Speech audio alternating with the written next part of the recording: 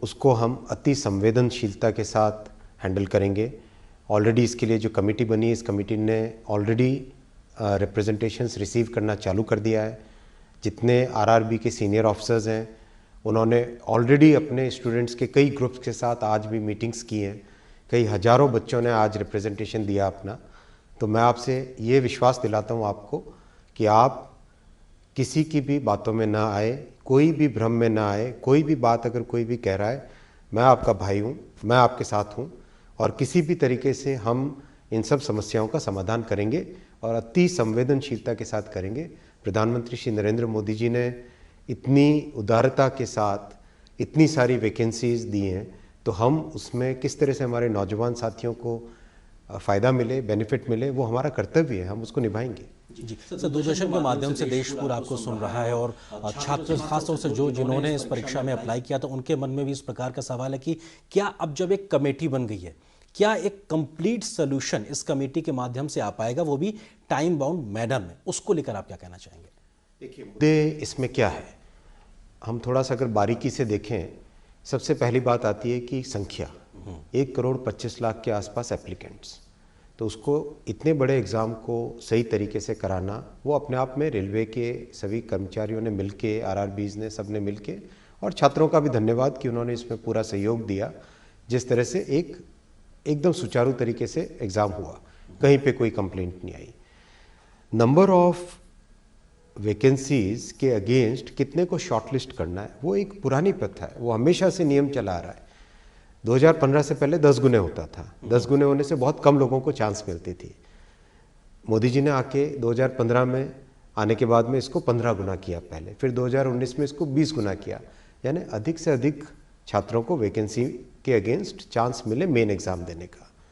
तो ये एक से, अब इसमें मुद्दा क्या आया? मुद्दा ये आया कि 20 गुना वैकेंसी के हिसाब से अगर हम कैलकुलेशन करें तो एग्जैक्टली 35,000 के अगेंस्ट 7 लाख बच्चे शॉर्टलिस्ट हुए हैं। अब हर एक कैटेगरी में कैटेगरी वाइज अगर हम देखें तो लेवल 2 की कैटेगरी 5,663 के अगेंस्ट 1,13,000 20 गुना हुआ। लेवल 3 में 4,940 के अगेंस्ट 98,833 20 गुना हुआ। तो कैटेगरी वाइज भी एकदम करेक्ट है नियम के हिसाब से। अब इश्यू क्या है कि कई बच्चों ने एक से अधिक कैटेगरी में compete किया है जी, और उसमें शॉर्टलिस्ट भी हुए।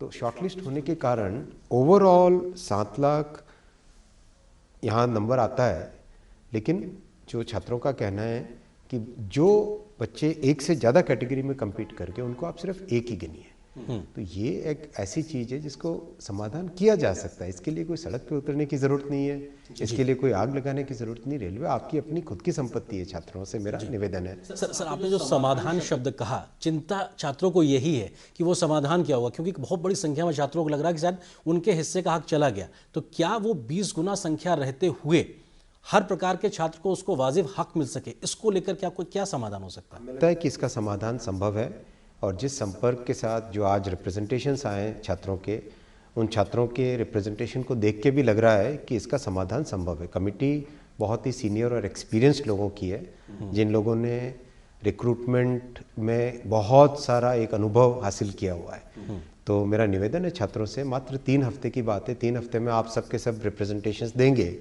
और 3 हफ्ते के तुरंत बाद इसका समाधान निकल जाएगा। मुझे विश्वास है कि इसका समाधान निकल जाएगा। जी सर, एक कंसर्न ये भी है कि साहब एक बच्चे का एक से ज़्यादा जगह पे उसका नाम दर्ज है, जो 20% ज़्यादा या 20 गुना ज़्यादा आपने कहा कि जिन बच्चों को उस लिस्ट में एक तरीके से उनका नाम आया है।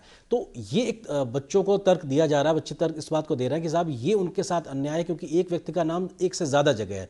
तो ऐसे में वो अप्लाई या ज्वाइन तो एक ही जगह करेगा, लेकिन उसका नाम ज़्यादा होने से किसी और का हक मारा जा रहा है। ये एक क्या तकनीकी इशू है और इसका समाधान कैसे होगा? देखिए, हमारी संवैधानिक व्यवस्था में 2 चीज़ें बहुत इंपॉर्टेंट हम सबको समझने की है। पहली कि हम किसी भी परीक्षा में हमेशा मिनिमम क्वालिफिकेशन प्रिस्क्राइब करते हैं, मैक्सिमम क्वालिफिकेशन प्रिस्क्राइब नहीं कर सकते। जी पहला तो इसका मतलब ये हुआ, अगर कहीं पे 10+2 क्वालिफाइंग क्राइटेरिया है, उसमें अगर एक कोई ग्रेजुएट बच्चा अगर अप्लाई करता है तो हम उसको रोक नहीं सकते, राइट? पहला ये। दूसरा, हम किसी भी छात्र को एक से अधिक परीक्षाओं में बैठने से नहीं रोक सकते, क्योंकि ये सबका हक है, ये कॉन्स्टिट्यूशनल राइट है कि मैं जितनी अपॉर्चुनिटीज़ मुझे मिले हर एक अपॉर्चुनिटी में मैं ट्राई करूं।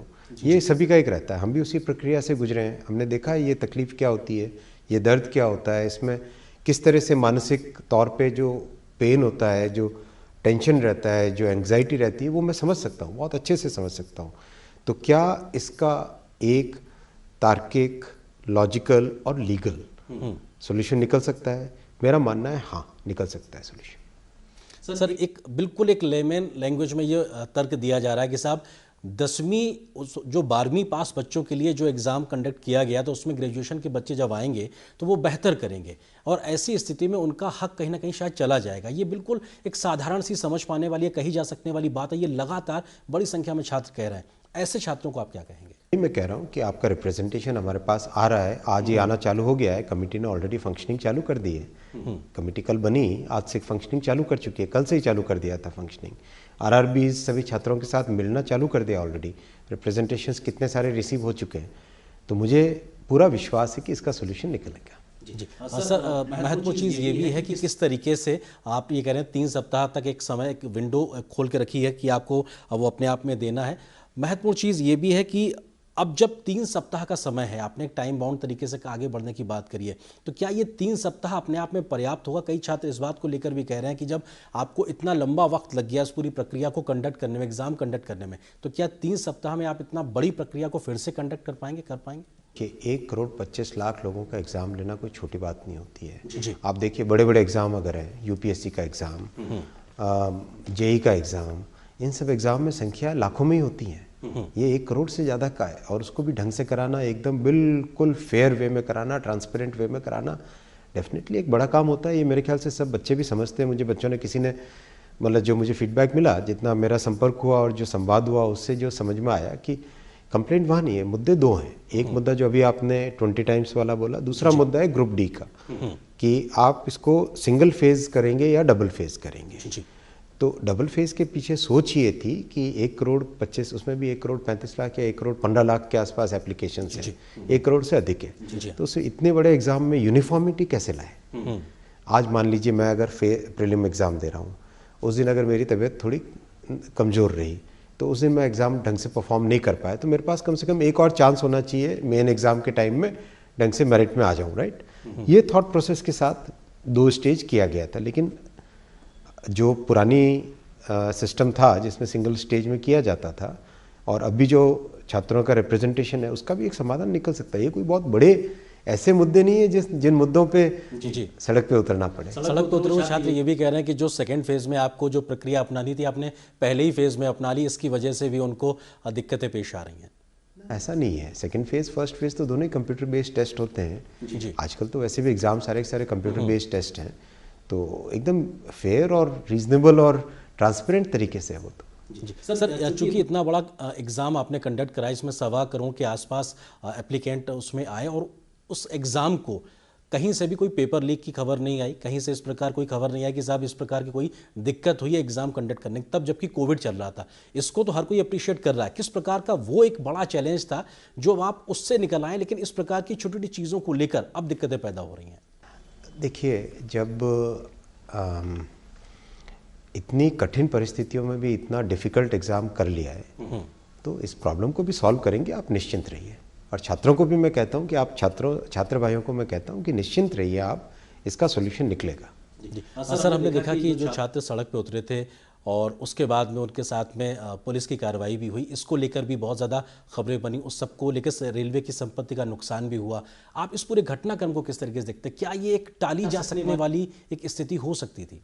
मेरा मानना है कि देखिए, कॉन्स्टिट्यूशनल व्यवस्था में हमें फंडामेंटल राइट्स पे हम बात करते हैं, लेकिन हमें अपनी खुद की स्वयं की ड्यूटी को भी देखना पड़ेगा।